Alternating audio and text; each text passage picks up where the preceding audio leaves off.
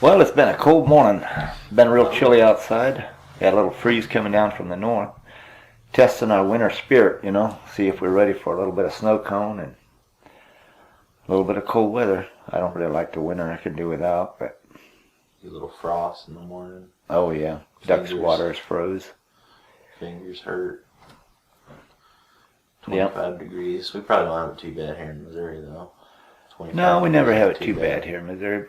It's cold. It's cold enough for me. I don't know why people want to move to Alaska. It's a good place to live, I reckon. But nothing wrong with Alaska, but it's just cold up there, I reckon. Well, you take Michigan. When I lived up there, it was. Oh, Michigan is cold. You wake up. Wisconsin, Minnesota. Oh my goodness. Yeah.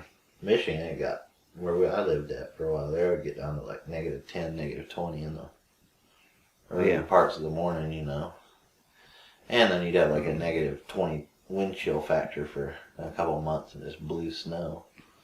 Yep. At you. I remember up in northern New York, up on the Seaway, St. Lawrence Seaway, we got 30 below that one morning, and your mom's family had church that day, so I wanted to go to church over there. It was 8 miles over there. So I went out, I braved it. I went and got my horse ready and hitched him to the buggy and took off and drove over there. My goodness. Took it easy. Sometimes it gets that cold up there, you had to stop and put your hand over the horse's nose and let it thaw out so that, ice wouldn't build up so you could breathe. Man, that was a cold ride over there. And I waited till late at night to go home, and it was still 10 below zero. That was a cold night. Man, it was cold. Didn't have all the nice thermal jackets and stuff. No, it didn't have no thermal jackets, no overalls or nothing. Just had denim and coats and homemade coats and pants and stuff, and Very long johns. yeah. Man, I tell you what, that's cold stuff. I went out hunting the other morning. It was 28 degrees. I had sweatpants, and then I had my jeans on, and then I had hunting overalls on, and then I had a hoodie on, and I had a Carhartt coat on, and I had leather gloves on, and I had a mask over my face, and I put a thing over my a coat over my feet, and I sat there, and I was pretty warm, but I had, $100, $200 worth of clothes on. Right. No, it's tough when you live without, The thing about it is you couldn't have these modern conveniences, You just had to learn to live with cold. Cold is something that you had to make do with. Would they allow you to put a thicker lining or something in your coat if you wanted to sew it in? Oh, you could, I guess. Yeah, you probably could. I don't know. Let you get some thermal material and shit, whatever they call it. Yeah. Sew it in there. Anyways, it was reading here about the meek. Blessed are the meek, the beautiful attitudes here, and blessed are they that mourn, they shall be comforted. That's a good, the meek and the mourn. That don't sound like a very joyful thing, You know what I mean? I mean, it's kind of like, the Bible says to weep with those that weep and rejoice those that rejoice. To have a moderation in our lives. And the mourning part's probably into that too. We look at life pretty cheap. I went to help the neighbor plant some fruit trees. He's a former Hutterite, but he's joined the Air Force, and he's a real liberal-minded man. He's so scared of Mother Earth. He believes that we're ruining Mother Earth because Mother Earth has too many people in it. And so we're destroying Mother Earth, which we can, like we were talking about a little bit ago, about we as humans are so dirty that we bring things home from town and we leave it set beside the lane, and pretty soon we have trash build up all around us. We have all this trash laying around and we're not very clean. We're evil, in other words, dirty. And we make a lot of pollution. But it's not always that bad. God knew in his foreknowledge everything about pollution. He knew that we was going to do all this harm to the earth.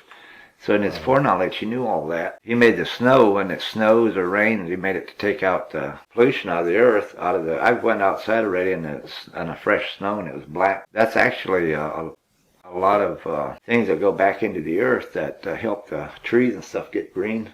Right. And that's one of the best things that can help your hay fields and stuff. Right. Makes a big hay crop and stuff, all that pollution. Get about 6 inches of good snow, and yeah, the snow almost just got a gray color to it. Yeah. That's how you know you're... I was telling him all this, and anyways, he's saying, oh, Mother Earth is crying out because it has too many people in it.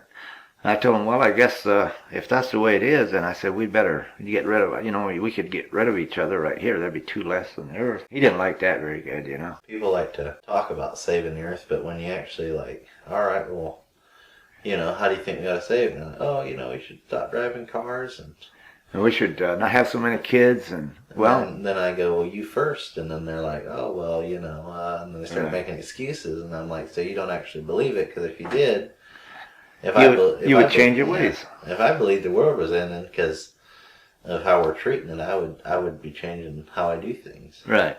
Just like I wouldn't just go buy a Prius and then that'd be my I'd completely stop driving cars altogether. I'd ride a bike everywhere, you know. Right, or you know, ride a horse or drive a horse or something. Or walk. Or walk, yeah. You know, horse transportation isn't that bad. I was sitting down at the Amish the other day, waiting on my little logs to come in, and there was Amish going back and forth. It's the right and left. I mean, they travel long ways. I remember, you know, like driving to church on a 30 below morning, 8 miles, and you could do it in a little less than an hour, you know. Wasn't that bad. Get that old horse just to... You guys have gated horses or... Oh, yeah, I had a straight trotter. Okay. Yeah, he's pretty good, yeah. Get down and just probably cruise along at 10 mile an hour pretty easy. Just 10, 15, yeah. I had some people one summer follow me. I was on a straight stretch up there in New York. Straight road through town. It was a Sunday afternoon, so I was clipping right along, you know. And they pulled me over. They flashed their lights at me and pulled me over and said, did you know you're doing about 30? And I says, that's going pretty good. I didn't know what I was doing. Got the old horses to move in. No, you know, we should not be fearful and unbelieving, but trusting God for providing for us. And He'll take care of the earth. Yeah, I don't know. What do you make of this, the mourning part? Blessed are they that mourn. You know, what do you think that means? You don't seem like a very mournful person. My thing is, if mourning is like what you do when somebody passes away, or that's what you know, kind of talking about there. Yeah. It really depends on the circumstances, I guess. I think my thought of this is not even so much as, I think it's just a fact of having attitude of carefulness in life. Many people are just indifferent to life, and maybe I don't think like wickedness, evilness in the earth is all around us, but especially in these last days, you see it because of all the fear mongering, all the fear of climate change and everything. You take like Al Gore. Al Gore made millions of dollars off of that movie, Inconvenient Truth, and yet he still flies around in a private jet and stuff, you know. So I don't think that's a mournful attitude. I think that's an attitude of robbing the people, making a story up about something that's not true. You know, it's dishonesty. If people would just get honest with things really the way they are, they wouldn't do things like that, like making up stories about ice caps melt and all that stuff, you know. No, because that's like you said, it's just fear mongering. It's just it's fear mongering. It's not, and it's not even. It's just a way for them to make some money off of people who are stupid enough to fall for it. Well, to put fear in people. And I don't want to call people stupid, but at the same time, if you actually go and read the research and talk to actual scientists and stuff, a lot of them will tell you that climate change is a load of crap. You know? Oh yeah, it is. It is, absolutely. Like actual scientists, not TV scientists. TV scientists and actual scientists are two completely different, thing.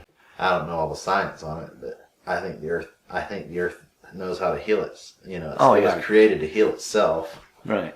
And no, we shouldn't be out there just, you know, purposely destroying it, you know, throwing stuff in the ocean and all that. We should be careful with how we... Well, with the drought that we're having right now, they say that there's salt water coming up the Mississippi because contaminating drinking water. But, you know, that's big. I don't know. You know, that's it's just the drought we're having. Like, this is Mississippi's been lowest it's been since 92. Right. There's what was it? I think it was during the 20s and 30s, wasn't there like a dust bowl or something? Oh, yeah.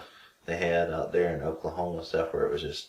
Dust flying everywhere. Just so dry, it was not... Everything And we haven't even reached that stage yet. I mean, we're getting pretty dusty around here. But oh, I know. Yeah, it's amazing. I see that a lot in human beings, even myself. Some times, like I was telling Jeff this morning, I said, "Man, I don't ever remember it being this cold in October in Missouri." But I've only lived here 6 years. You know, that isn't a very long time to live in a place. No, huh? And just because I don't remember it doesn't it hasn't happened since I've been here, you know. Right. I've noticed that about anywhere I live, people go, "Oh, this winter is unusual. I've never seen this much snow before," you know.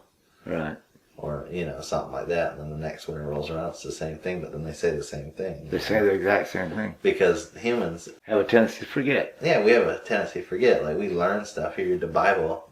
God showed people in this generation that, you know, you look at the Israelites when they left Egypt, you know, he showed them over and over and over. Oh, yeah. Don't do this or don't, and they just kept disobeying him, you know, because they would be good for a few minutes, for a few weeks, you know, and then they'd kind of forget, and then they'd, you know, turn around and do the same shit over and over. That's just how humans are. We forget stuff. It's a big deal in the moment, but then a few weeks later, after it's over, we kind of... The next one is blessed are the meek. You know, the meek, to be meek, and that's another one that I've heard a lot of people make fun of, you know, the meek. They don't get shit, you know. But that's not really what it's saying. A meek would be like a reserved kind of... Reserved, quiet type of guy. Type person, you know, that doesn't have to have his own way. Yeah. Quiet and listens. Which, that's a good virtue, or I don't know what you want to say. That's a good attribute to have that doesn't mean you have to be that way all the time, but in some situations it's better to be like that than not, you know. Like if a Karen attacks you or something and starts yelling and cursing you, you know, and you just kind of try to get out of the situation as fast as you can. Right. Man, I tell you, some of them women, they're dangerous. Woo, you gotta watch them. Well, you know, it's like you deal with this a lot in construction, especially when you give prices to people, you know. Oh, yeah. It's amazing, like, people, they go, "Well, I want, you know, this or that done," and you give them a price on it. "Oh, I can't afford that." Right. You know. Right. And that's in a situation there, you just have to be like, "All right, you know, that's okay," you know.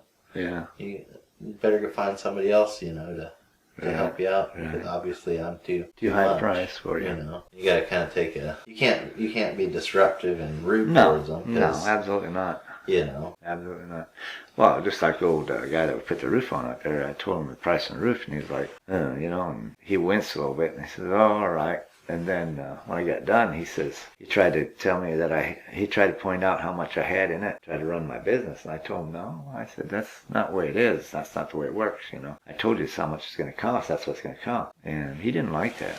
He didn't like that at all, but that's just the way it was. And a lot of people will say, and I've seen people do that. They'll say, "Okay, go ahead," and then you go do the job, and then, but in the back of their mind, they think they can get it done cheaper. And they should say, you know, that's one thing. I'd rather have people tell me right up front that they don't want it done than if they tell me to go ahead and do it and think in the back of their mind they get it done cheaper. No, that's, you know, but that's part of dealing with humans, and you never know, you know, how they're gonna. No, you never know until you get to the end. That's you really find out who someone is when you do it. When you work for them, and it comes to the end of the job, and you hand them the bill, and you wait for them to write the check out. How they react it tells you everything you need to know about a person. Yeah. We've worked for people. They come in, "You're doing an amazing job. I don't know what I'd do without you guys." And they hug us, and, you know, "Oh, you guys are so great." And building me a great cabin. "Oh, this is amazing." And then you get to the end of the bill, and they still owe you, you know, some money, and then they dodge you and avoid you. They dodge you and avoid you and make excuses, and you know, don't return your calls. And you have other people, and they're completely the opposite. You hand them the check, and then they've been telling you, "Great, looking good, all whole job." And get to the end, and they're like, "Oh, look, you know, that's wrong, and this is wrong," and they go back to stuff you did on the first day. "That's wrong," and that they already told you it looked nice. You know, they're happy with it. Like you said, at the start of the job, they say they're okay with the price. Sometimes they don't have the money, or they you know, they butter you up. People are just deceitful. Oh, they are. We're all like that. We're just deceitful. That's just human nature, you know. That's why whenever we go to work for somebody, we're always so cautious. But then at the end of the day, you can never tell, because some people are, you know. Oh, I know. You just never can tell. Never can tell how people are going to turn out. It's hard to tell, unless I guess I could go to school and learn how to read people's reactions, tales and stuff, figure out how people lie and stuff. Well, the Bible tells you that all men are liars, so you got to just take it with a grain of salt and realize that the Bible is true. Men just prove it over and over and over. that the Bible is true because of the way they act and the way they treat you. So, If you want a good lesson on human nature, just go read through the Bible once. oh yeah, and it'll give you a pretty good. It's almost like a user manual. right, right. You know, we're all liars, so gotta be true and every man a liar. So I guess that's just the way it's gonna be.